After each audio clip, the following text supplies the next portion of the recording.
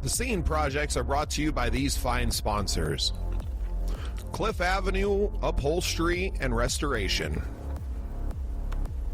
Chevy Girl Advertising and Booking, Sunny Radio, and SiouxFallsPodcast.com. Welcome into a very exciting episode of The Scene. I am your host, Bubba Starts, and with me today is my buddy Hank Ambrose. Hank, welcome to the show. Hey, it's great to be here. Thanks so much for having me. Yeah, well, I bet for you it's a little awkward to be on the other side of the microphone. But before we get too far down, why don't you give us a little bit of who is Hank Ambrose and what do you do? Well, yeah, I think you'd be correct in saying that I'm a radio personality myself. I'm out of Spencer, Iowa with KUYY Y100, and I have a morning show there. I also cover regional sports, but one of my biggest passions is covering live and local music. And every single Friday morning at 8:30 during my morning show, I bring in a brand new musician from out of the Midwest, from a variety of genres, mostly country and folk and Americana, just because that's kind of the majority of what we have here in Iowa. But that's the main thing of what I do. And that's amazing. Obviously, that's where we overlap. I am a member, and we are, I'm assuming the station is as well, of the Midwest Country Music Organization. We're working with these people. I'm a newish member, but just love what you're doing over there, Hank. You've had several of my new friends on the show. We need more of it. It's something sure. that lacks in today's the scope of radio. Now we have podcasts that allow us to get a lot more coverage, with a lower overhead, and I think that's why podcasts are becoming so much more popular. But we still need that radio presentation, right? We still need that presence out there on the airwaves, and I'm so happy that you're out there doing it. Where did the inspiration come for the live and local show? You seem like a pretty young fella. Has this just been a passion of yours? Yeah, so I'm 22 years old, and there's been a few different aspects of inspiration. First of all, radio was not what I was thinking I was going to get into by the time I was out of high school or even graduated college. I was really looking more the video and TV route of things. But I'm so happy I fell into radio. And, I got my start in radio in Fort Dodge, Iowa, at a station that is also a part of the Midwest Country Music Organization at K97. And a former coworker and co-host of mine over there named Josh Mason, who is involved in the country music world as well as the rock and roll world, he brought something to a shift that me and him shared together called the Live Tune at Noon. Now, the Live Tune at Noon is a little different from the segment that I run called the Local Spotlight at Y100. The Live Tune at Noon brings on a live guest every single Friday at noon, strictly in the country music world. And, watching him set up and have that passion, I quickly realized I had that same passion. I always did, but I guess I didn't really know how to learn it. It's not something you really learn in school to set up mics. It's just kind of set up mics and produce and mix and interview. It's something you kind of have to be to learn under someone's wing, right? So Josh Mason at K97 is a big inspiration of mine. Another one, John Prine, who is a singer, songwriter, and one of my all-time favorite artists.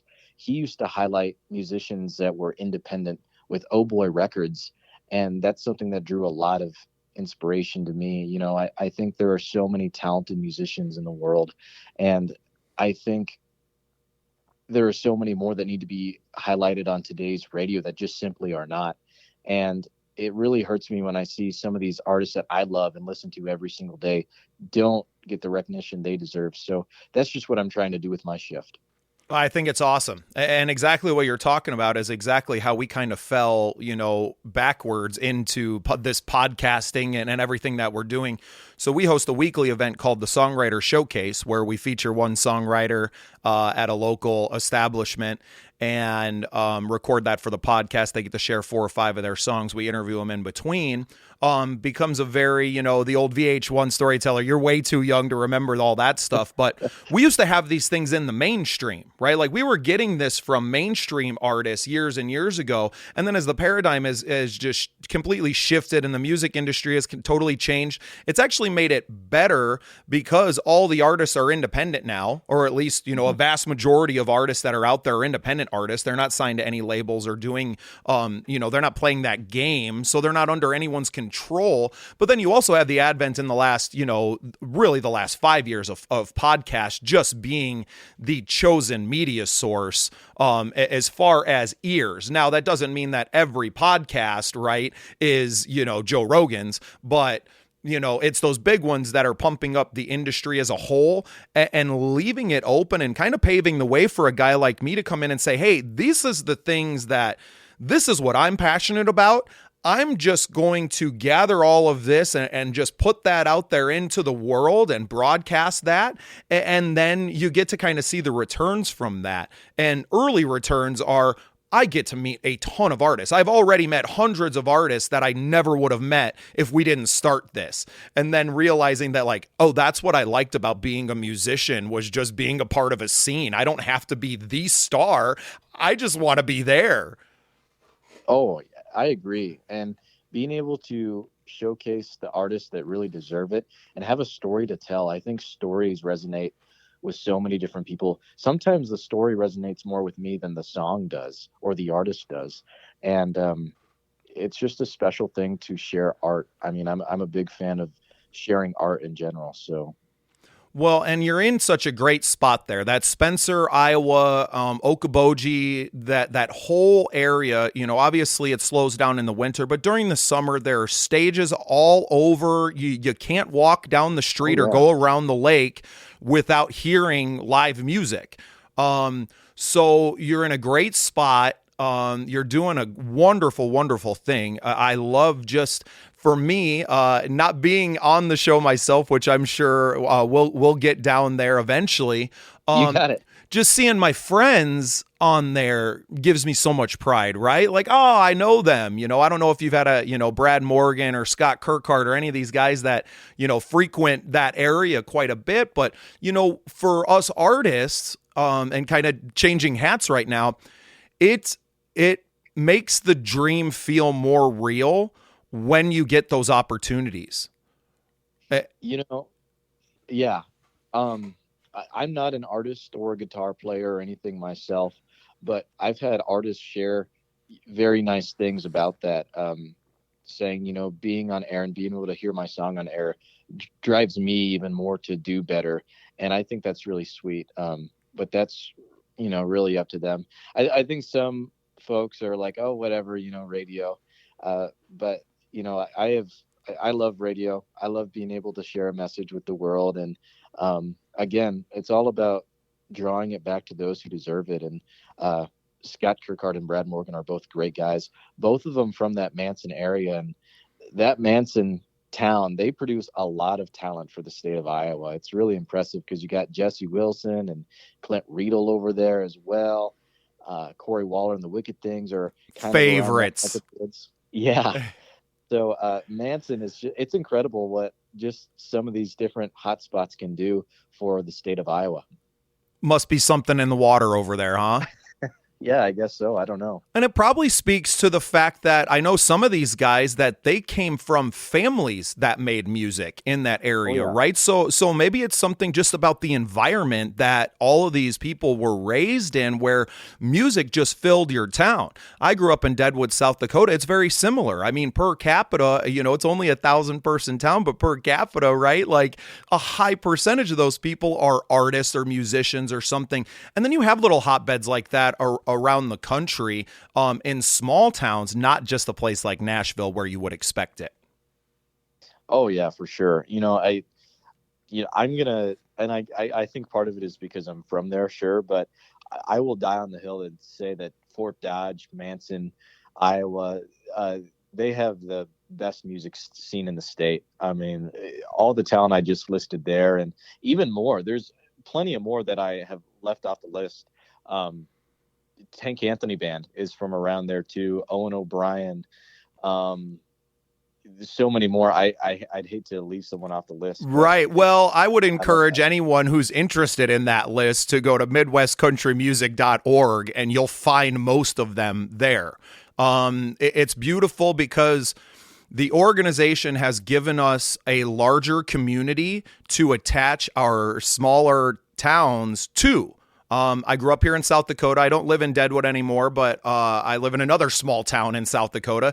We don't have all of that all the time. We don't have access to, one, just more people to jam with or to gig with or whatever. And then the second part of that is like the resources and I don't have a radio station in my town. There's not a lot of that out here in these small towns.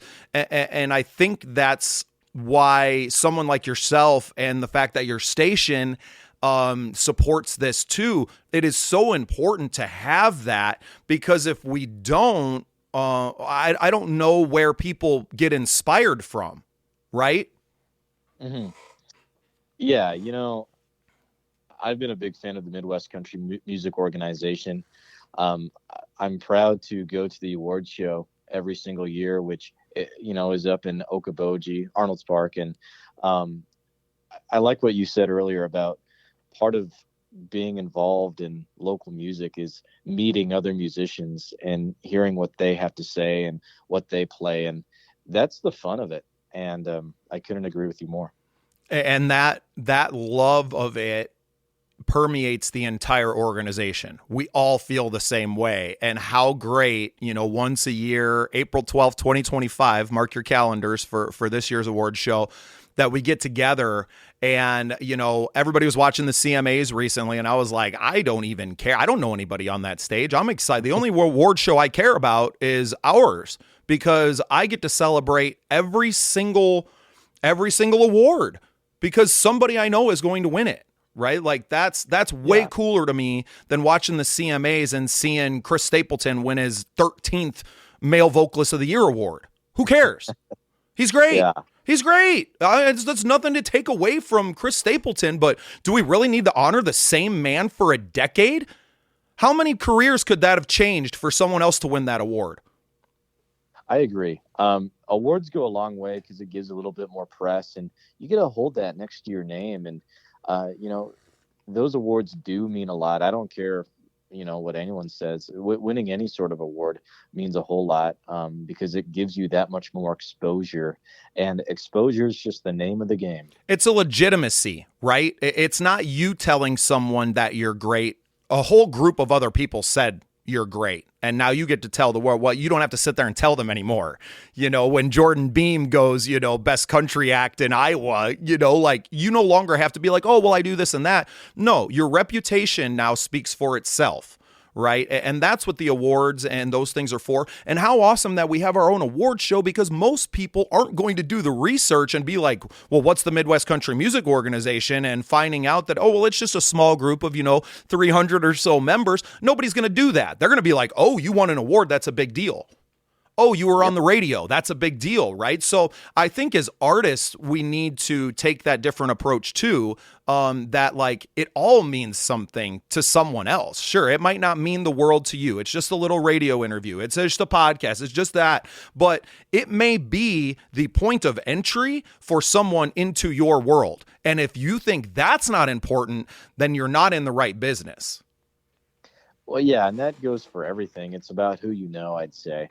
And yeah, but at the end of the day, like we were originally talking about, it's about getting together, sharing stories, inspiring to do better and be the best we can be moving forward. And that's exactly what we're doing.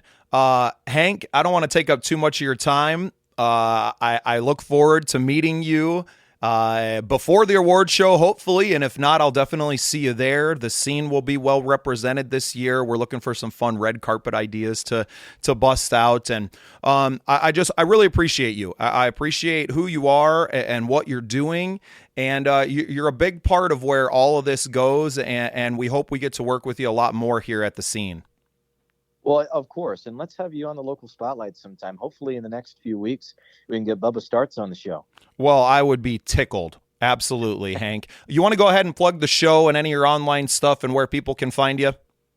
You got it. Well, we are with Community First Broadcasting. You can find all information on that at exploreokoboji.com. You can also listen there, but if you're out of the Northwest region of Iowa, you can listen at 100.1 FM. That is Y100. And the local spotlight highlights hidden gems from all across the Midwest every single Friday morning at 8:30 a.m., a part of the Morning Fix. Hank Ambrose, thanks for being part of the scene. Hey, thanks for having me.